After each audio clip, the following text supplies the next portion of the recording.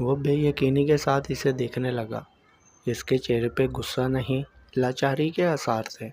Foreign کی کڑوی باتوں سے اس کا دل افسردہ ہوا تھا، لیکن اس کی وجہ بھی وہ خود تھا۔ یہ بات وہ اچھی طرح جانتا تھا، اس لیے اس نے فرین پہ کوئی غصہ نہیں کیا تھا۔ لیکن فرین کا چہرہ غصے سے سرخ تھا۔ وہ اس کے کندھوں کو پکڑ کر اس کی آنکھوں میں گھورنے لگا۔ وہ آنکھیں پھیر گئی۔ اس کا دل زوروں سے دھڑکنے لگا تھا۔ اس نے من ہی من میں یہ زہر کا گھونٹ اب پی لیا تھا۔ تمہارے جسم تک رسائی تو مجھے پہلے بھی حاصل تھی، اور اب بھی ہے، اور اگر میں چاہتا تو یہ سب بہت پہلے لے چکا ہوتا، لیکن میں نے نہیں چاہا۔ اب بھی مجھے تمہارے اوپر پورا اختیار ہے، اور سچ بات کہوں تو تمہاری کشش مجھے تمہاری طرف کھینچنے لگی ہے، لیکن میں تمہارے جسم میں نہیں، روح میں اترنا چاہتا ہوں۔ اگر سونپنا چاہتی ہو تو مجھے اپنا دل سونپ دو۔ مجھ سے کنارہ کرنے کا تو اب سوال ہی پیدا نہیں ہوتا۔ وہ اپنے ہونٹ اس کے کان کے قریب کرتے ہوئے بولا۔ اپنے کندھوں پہ اس کی گرفت کو وہ مشکل سے سہ پا رہی تھی۔ وہ ہلنے کی طاقت کھو چکی تھی۔ ہر بار کی طرح اس کی قربت سے وہ کمزور ہونے لگی تھی۔ وہ آنکھیں بھیجنے لگی۔ اس کی کیفیت کو دیکھ کر فہد دھیرے سے ہنس دیا۔ بس ساری ہوا نکل گئی؟ ابھی تو تم بہت بڑی بڑی باتیں کر رہی تھی کہ جو کرنا ہے کر لو۔ میں نے تو کچھ کیا بھی نہیں اور تمہاری سانسیں تیز ہونے لگی۔ وہ اسے ٹوکتے ہوئے دور ہوا اور اس کی آنکھیں کھلیں۔ اس نے جھک کر فرین کا دوپٹہ ہاتھ میں اٹھایا اور اسے اپنے چہرے سے لگا کر اس کی خوشبو کو محسوس کرنے لگا۔ فکر مت کرو، وقت آنے پر تمہارا ہر حق پورے حساب سے چکتا کروں گا۔ تمہیں کوئی شکایت کا موقع نہیں دوں گا۔ وہ اس کے وجود کو سر سے لے کر پاؤں تک گھور کر نچلا ہونٹ دبا کر بولا۔ وہ اس کی بات سے سٹپٹا سی گئی۔ تم بہت خوبصورت ہو اور میں بہت خوش نصیب۔ وہ مسکراتے ہوئے اسے دوپٹہ اڑانے لگا۔ وہ اس کے اس طرح کے رویے پہ بالکل حیران رہ گئی تھی، کیونکہ معمول کے مطابق آج فرین کے اتنے بولنے کے باوجود بھی فہد نے نہ تو اس پہ ہاتھ اٹھایا تھا اور نہ ہی کوئی غصہ کیا تھا۔ وہ تجسس بھری نگاہوں سے اسے دیکھ رہی تھی۔ ویسے آج میرا ایسا کوئی ارادہ تو نہ تھا، لیکن اب تم نے خود ہی آفر کر دی ہے تو تمہیں مایوس نہیں کرنا چاہیے۔ وہ اس کے وجود کو دیکھتے ہوئے شرارتی انداز سے بولا، اور وہ سانس روک کر اب اسے الجھتی نظروں سے دیکھنے لگی۔ اس نے قریب آ کر دھیرے سے اس کے گال کو چوم لیا۔ لیجیے جناب، کر دی آپ کی فرمائش پوری، چھو لیا آپ کے جسم کو بھی، فی الحال کے لیے اتنا ہی۔ وہ آنکھیں چپکاتا ہوا شرارتی انداز میں اسے دیکھ کر بولا اور چینج کرنے واش روم چلا گیا۔ اس کی اس حرکت پہ اس کی آنکھیں پھٹی کی پھٹی رہ گئیں، اور فرین اپنے ہاتھ کی پشت سے اپنے گال کو رگڑنے لگی۔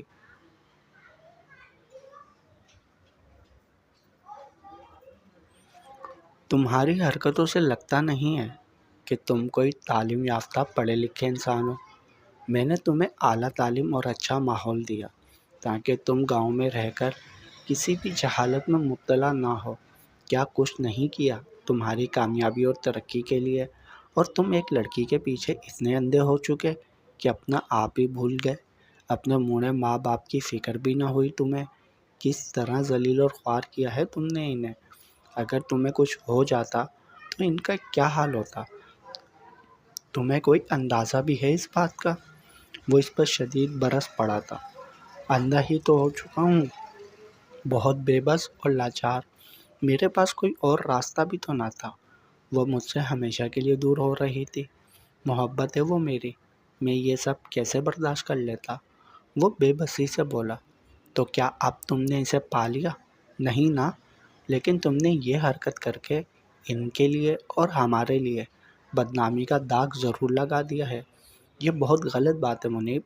بس اب تمہاری شرافت اور غیرت یہی ہے کہ سب کچھ چھوڑ چھاڑ کے ایک لڑکی کے پیچھے مجنوں بنتے پھرو اور یہ اس طرح کی بیوقوفیاں کرتے رہو۔ وہ سوالیہ نظروں سے اسے گھورنے لگا۔ یار ان لوگوں نے رشتے سے منع کیا تھا تو تم کچھ دن اور انتظار کر کے دیکھ لیتے، ہم بیٹھ کر کچھ حل نکالتے۔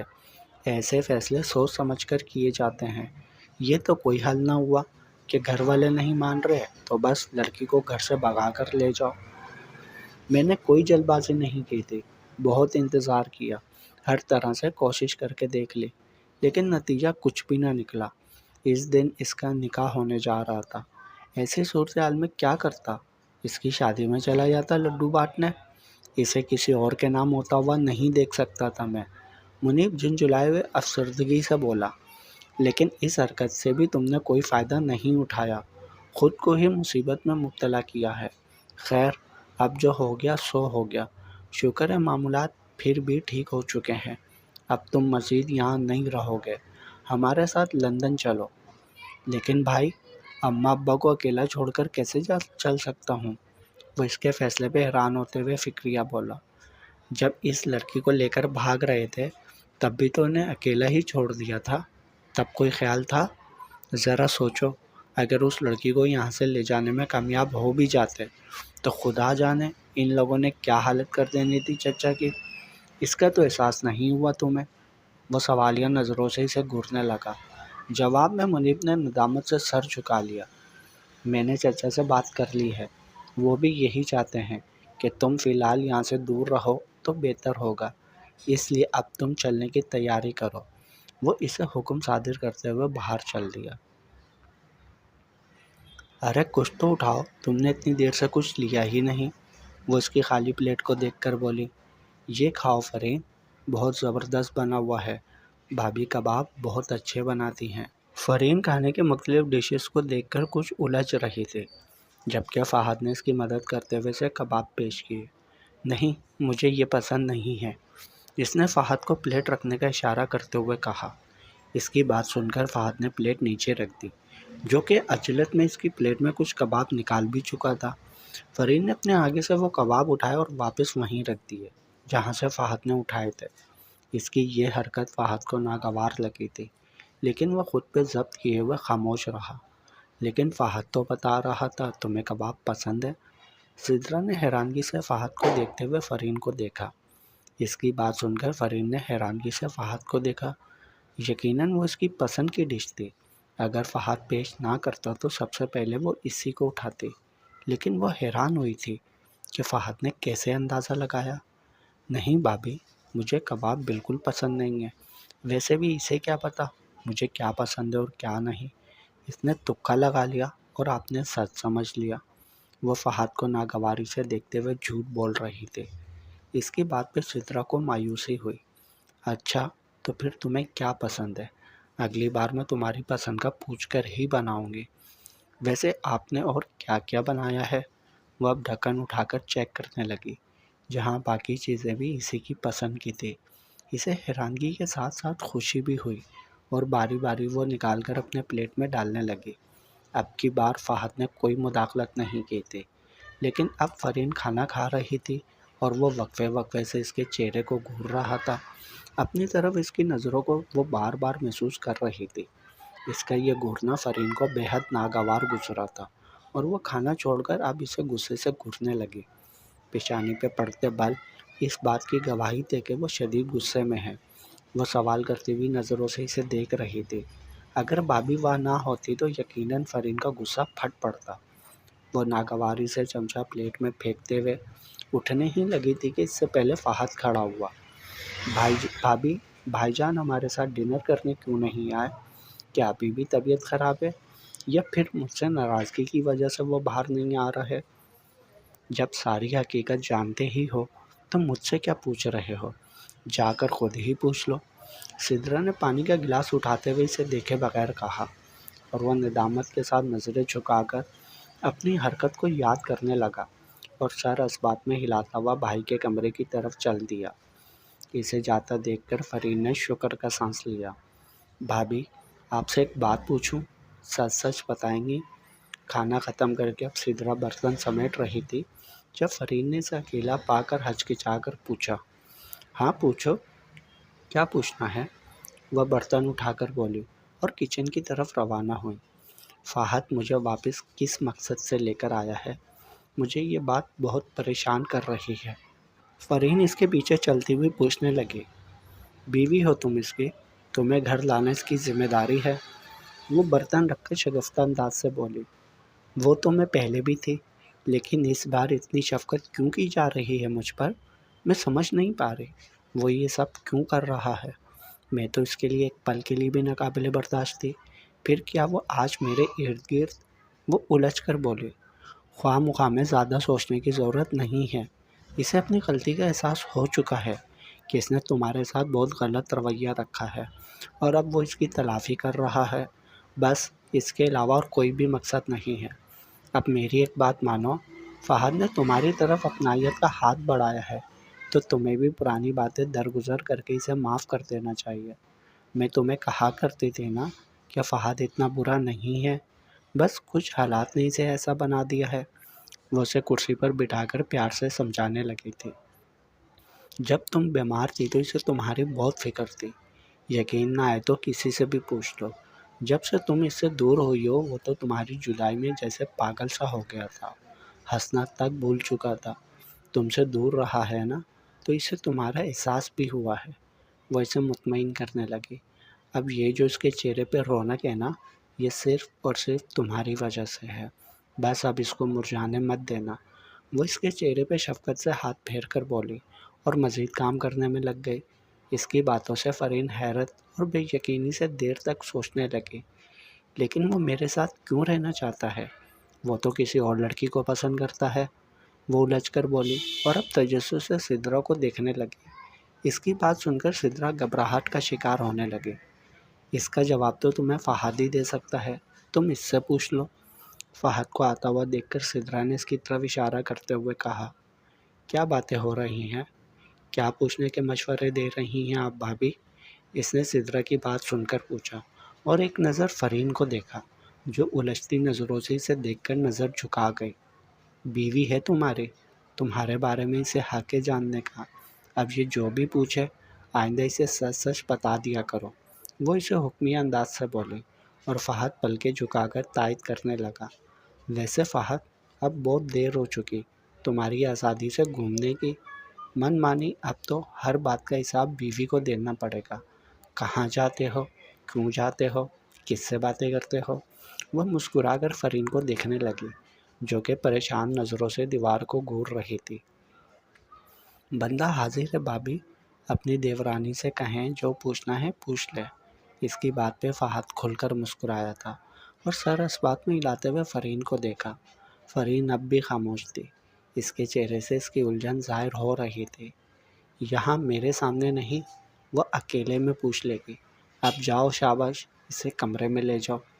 سدرا نے فرین کی الجھن کو دیکھتے ہوئے فہد کو اشارہ کیا اور خود وہاں سے نکل کر اپنے کمرے کی جانب چل دی۔ چلیں فرین؟ اس نے اس کے قریب کھڑے ہو کر اپنا ہاتھ اس کی طرف بڑھایا اور وہ اس کے چہرے کو اور بڑھے ہوئے ہاتھ کو پریشانی سے دیکھنے لگی، لیکن پھر نظریں جھکا لی۔ اب چلو بھی، یہاں بیٹھ کر برتن دھونے کا ارادہ ہے کیا؟ وہ ہونٹ دبا کر بولا اور فرین کا ہاتھ پکڑ کر اسے کھینچ کر کھڑا کیا اور کمرے کی جانب لے جانے لگا۔ وہ آگے کو تیزی سے قدم بڑھا رہا تھا اور وہ اس کے پیچھے فہد کی رفتار کو نہ پہنچتے ہوئے کھینچتی چلی جا رہی تھی۔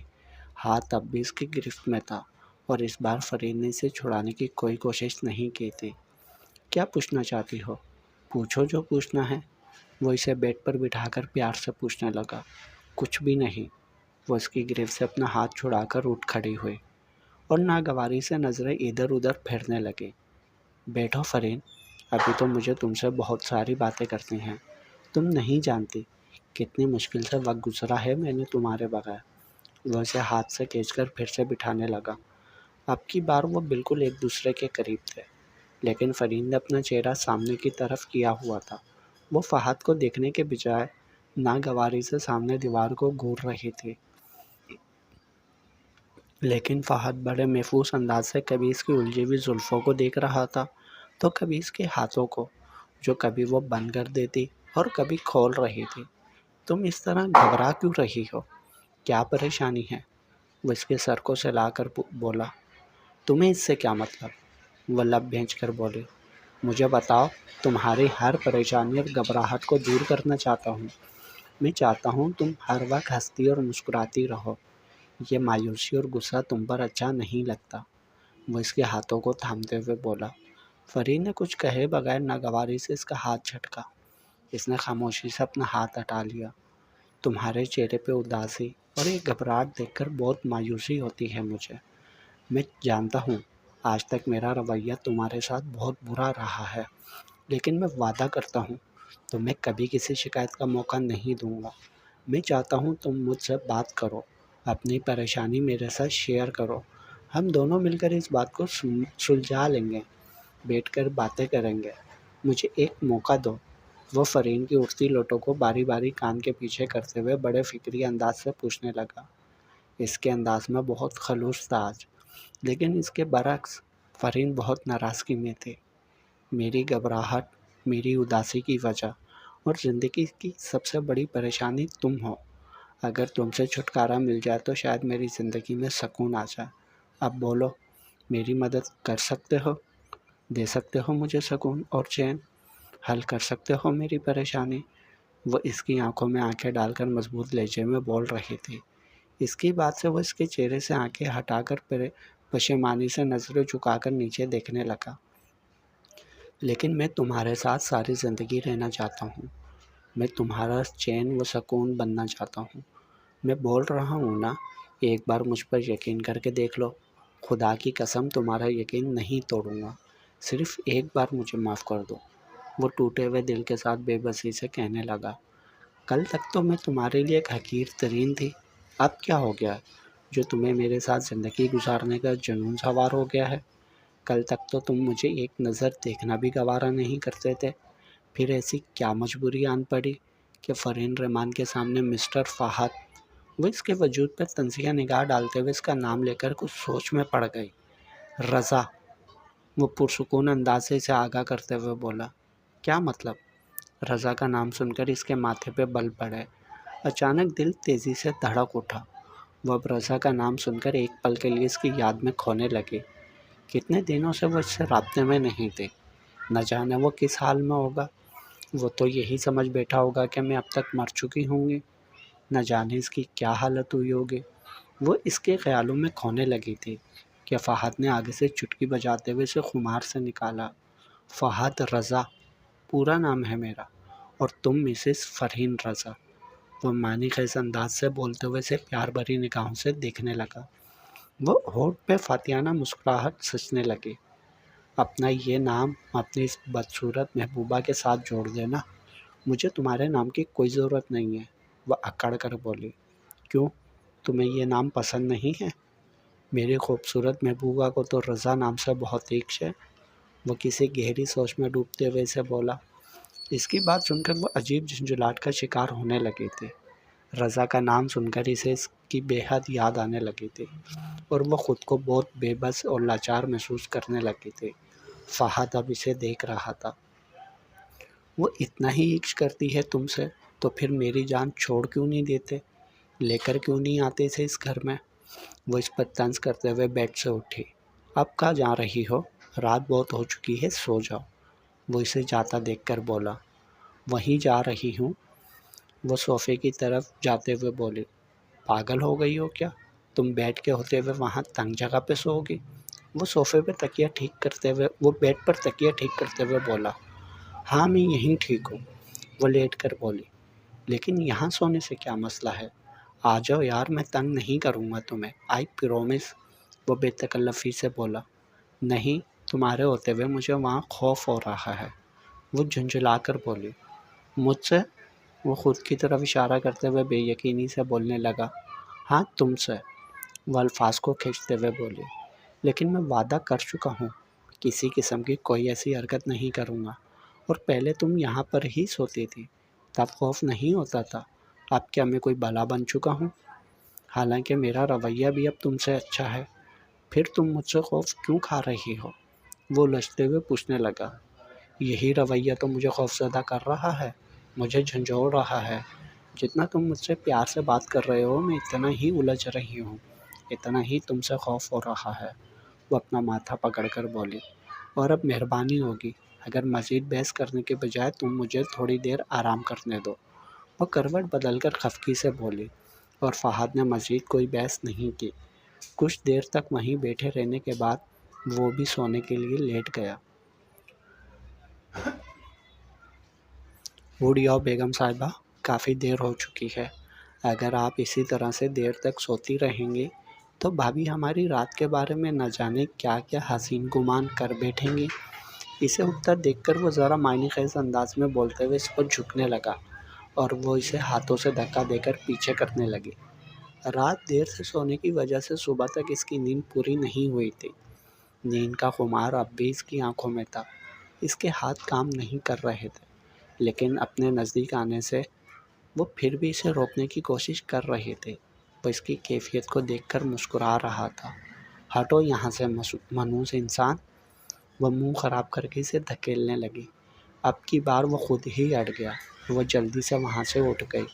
وہاں سے اٹھ کر اب وہ بیڈ پر بیٹھ گئی تھی۔ غصے سے اس کا چہرہ سرخ پڑنے لگا تھا۔ وہ اس کے انداز کو دیکھ کر محفوظ ہونے لگا۔ کچھ لمحے کے لیے اس کو یوں ہی دیکھنے کے بعد وہ الماری کی جانب گیا اور جا کر کچھ نکالنے لگا۔ وہ پھر سے اس کی طرف بڑھ رہا تھا۔ اپنی طرف بڑھتے ہوئے اس کے قدموں کو دیکھ رہی تھی، لیکن نظر اٹھا کر اسے نہیں دیکھا۔ وہ بیٹھ کر بڑے پیار سے اس کا ہاتھ پکڑنے لگا۔ فرین نے فوراً غصے سے جھٹکنا چاہا، لیکن اپنی ہتھیلی پہ اس کو کچھ وزن محسوس ہونے لگا۔ یہ لو تمہاری امانت، وہ اس کا موبائل تھماتے ہوئے بولا۔ تمہیں کس نے کہا یہ میرا موبائل ہے؟ وہ بڑبڑانے لگی۔ تمہارے جانے کے بعد یہ مجھے کمرے میں ملا تھا، اب ظاہر ہے میرا نہیں ہے تو تمہارا ہی ہوگا۔ اس کے اس انداز کو دیکھ کر وہ پریشانی میں پڑ گئی تھی، کیونکہ وہ چوری چھپے فون استعمال کر رہی تھی، اور اس بات کا علم ہونے کے باوجود فہد اس پہ کوئی غصہ نہیں کر رہا۔ آخر اس کے من میں چل کیا رہا ہے؟ ایسی کون سی بات ہے جو فہد کے غصے کو ضبط کیے ہوئے ہے؟ کہیں یہ کوئی سازش تو نہیں ہے؟ وہ شخص بنا غلطی کے مجھ پہ اتنا غصہ کیا کرتا تھا، آج میری غلطی سامنے آنے پر اتنا خاموش اور پرسکون کیوں ہے؟ اس کا تجسس اور بھی بڑھنے لگا تھا، اور وہ غیر یقینی انداز سے اس کو دیکھنے لگی۔ ایسے کیا دیکھ رہی ہو؟ اگر تمہیں پرانا فون استعمال نہیں کرنا تو اسے رہنے دو، میں تمہیں نیا خرید دوں گا۔ وہ اس کی تجسس بھری نگاہوں کو محسوس کرتے ہوئے پیار سے بولا۔ تمہیں اس سے کوئی اعتراض نہیں ہے؟ وہ اپنے ہاتھ میں پکڑے ہوئے موبائل کو دیکھ کر فہد سے سوال کرنے لگی۔ بالکل بھی نہیں، میں کیوں اعتراض کرنے لگا؟ تم جب چاہو جس سے بھی چاہو بات کر سکتی ہو۔ میرے خیال سے تمہارے بہت سے دوست نمبر بند ہونے کی وجہ سے پریشان ہوں گے، اس لیے اپنا فون آن کرو اور اپنے چاہنے والوں کو اپنی سلامتی کی خبر دو۔ وہ اس کے ہاتھ پر ہاتھ رکھتے ہوئے غیر محسوس انداز سے بولا، اور وہ اس کو دیکھتی کسی گہری سوچ میں ڈوبتی چلی گئی۔